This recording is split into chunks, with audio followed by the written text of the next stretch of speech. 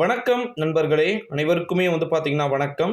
மிக முக்கியமான ஒரு தகவல் ஒன்றை பார்க்க போகிறோம் நண்பர்களே.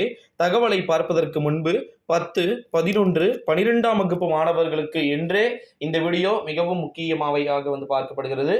குறிப்பா அனைத்து விதமான மாணவ செல்வங்களுக்குமே தேர்வு முடிவுகள் அப்படின்றது பார்த்தீங்கன்னா முடிஞ்சிருச்சு. உங்களுக்கே தெரியும் அப்படின்னு நினைக்கிறேன். இந்த ஒரு சூழ்நிலையில தான் தற்போது என்ன அறிவிப்பு வெளியாகி இருக்கிறதுனா 10th 11th 12th ஸ்டூடெண்ட்ஸ்க்கு ஃபெயில் ஆன ஒரு சப்ஜெக்ட்லையும் ஒரு ஸ்டாண்டர்ட்லையும் இப்போ 10th இருக்கிறீங்கன்னா 8 லட்சம் பேர் எழுதுறீங்களா, ஒரு 60,000 பேர் ஃபெயிலில் இருக்கீங்க. ஒரு சப்ஜெக்டாவது ஃபெயில் லிஸ்ட் அப்படின்னு பார்த்தா 70,000 பேர் இருக்கீங்க. 11th பார்த்தீங்கன்னா ஒரு 50,000 60,000 பேர் இருக்கீங்க. 12th ஒரு 65,000 பேர் இருக்கீங்க. ஓகேங்களா, இதில் அதிகபட்சமாக 11th தான் நினைக்கிறேன். சாரி, அவன் 11th 72,000 ஸ்டூடெண்ட்ஸ் ஃபெயில் ஆகிருக்காங்க. அதிக ஃபெயில் லிஸ்ட்டு நான் நேற்றே சொல்ல வேண்டியது, நேற்றே வீடியோ போட வேண்டியது, எதிர்பார்த்ததை விட அதிகமான ஃபெயில் பார்த்தீங்கன்னா எங்கே இருக்குன்னா நம்முடைய 11th ஸ்டாண்டர்ட். ஓகேங்களா, 11ஆம் வகுப்பு படிக்கக்கூடிய மாணவ செல்வங்கள் தான் பார்த்தீங்கன்னா அதிகமான ஃபெயில் ஆயிருக்காங்க.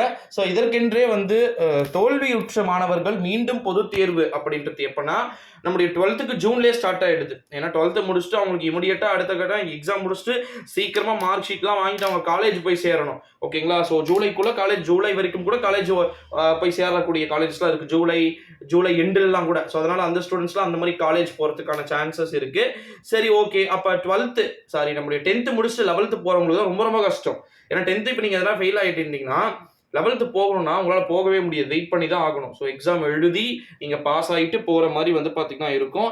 அவர்களுக்கும் சிறப்பு துணை தேர்வுகள் ஜூன் இறுதியிலோ அல்லது பார்த்தீங்கன்னா ஜூலை முதல் வாரத்திலோ பார்த்தீங்கன்னா தொடங்கக்கூடும் அப்படின்ற மாதிரி அஃபிஷியல் அனௌன்ஸ்மெண்ட் கொடுத்துருக்குறாங்க.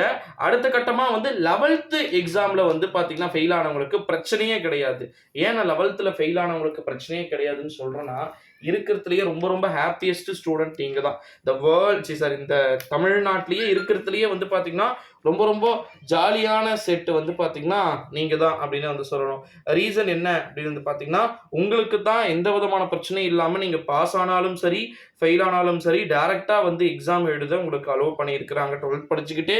ஸோ உங்களுக்கு மறுபடியும் அதே தான் இம்பார்ட்டன்ட் கொஸ்டின்ஸ், என்னென்ன படிக்கணும், என்னென்ன மெட்டீரியல் வரும், ஆன்சருக்கு எப்படி மறுபடியும் ஃபர்ஸ்ட் நம்ம ஜீரோல இருந்து மறுபடியும் ஸ்டார்ட் பண்ணணும். இந்த ஸ்டூடெண்ட்ஸ் முடிச்சுட்டு அதுக்கப்புறமா தான் பார்த்தீங்கன்னா ஸ்கூல்ஸ் ரீஓப்பன் ஏகப்பட்டது இருக்கு இன்னும். ஓகேங்களா, ஸோ இது எல்லாத்தையுமே பார்த்தீங்கன்னா நம்ம ஒன்னொன்னா கரெக்டாக நம்ம பார்க்க போகிறோம். ஸோ நம்ம சேனலுக்கு நீங்கள் கம்பல்சரி நியூ வியூவராக இருக்கிறதுக்கான சான்சஸ் இருக்கு. இருந்தீங்கன்னா மறக்காம இந்த வீடியோவெல்லாம் உங்க ஃப்ரெண்ட்ஸ் அண்ட் ஃபேமிலிக்கு மோஸ்ட்லி ஷேர் பண்ணிக்குமாறு கேட்டுக்கொள்ளப்படுகிறது.